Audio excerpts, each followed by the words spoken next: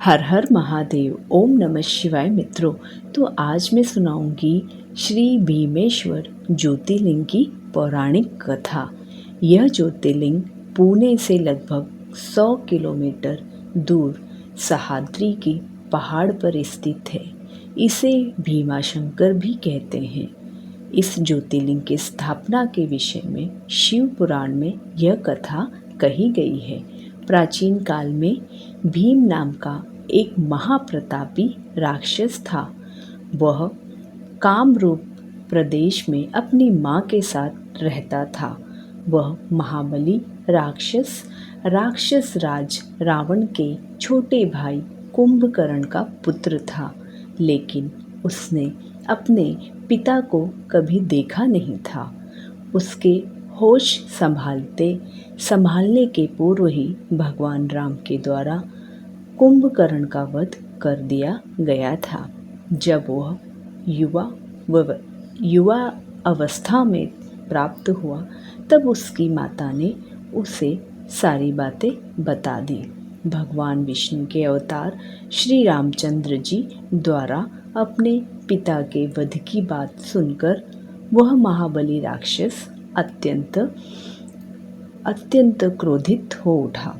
अब वह निरंतर भगवान श्री हरि के वध का उपाय सोचता रहता।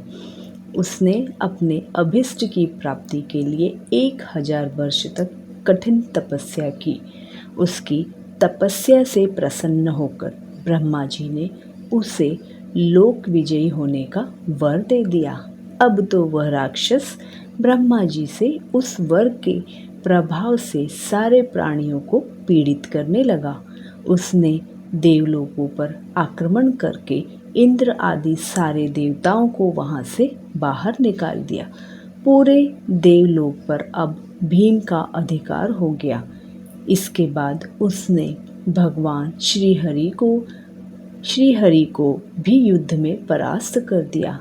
श्री हरि को पराजित करने के पश्चात उसने काम रूप में परम विश्वभक्त राजा सुदक्षिण पर आक्रमण करके उन्हें मंत्रियों अनुचरों सहित बंदी बना लिया।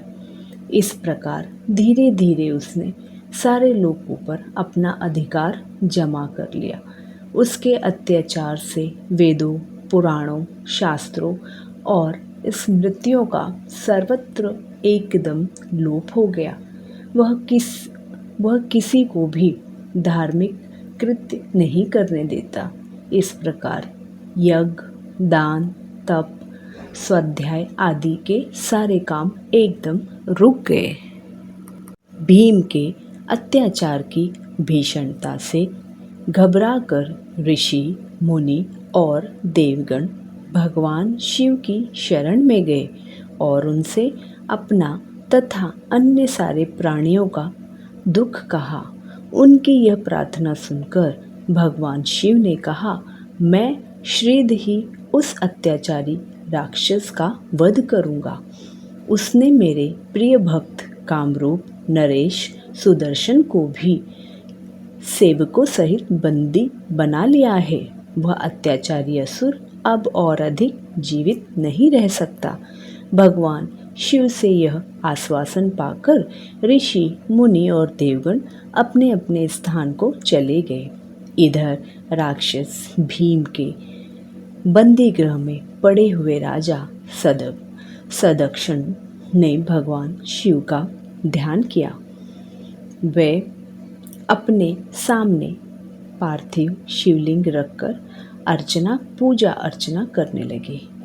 उन्हें ऐसा करते देख क्रोध मंत्र होकर राक्षस भीम ने अपनी तलवार से उस पार्थिव शिवलिंग पर प्रहार किया, किंतु उसकी तलवार का स्पर्श उस शिवलिंग से नहीं हो पाया कि उसके भीतर से साक्षात शंकर जी वहां प्रकट हो गए। उन्होंने अपनी हुंकार मात्र से उस राक्षस को वहीं जलाकर भस्म कर दिया। भगवान शिव जी का यह अद्भुत कृत्य देखकर सारे ऋषि, मुनि और देवगण वहां एक होकर उनकी स्तुति करने लगे। उन लोगों ने भगवान शिव से प्रार्थना की कि हे महादेव, आप लोक कल्याणार्थक अब सदा के लिए यहीं निवास करें।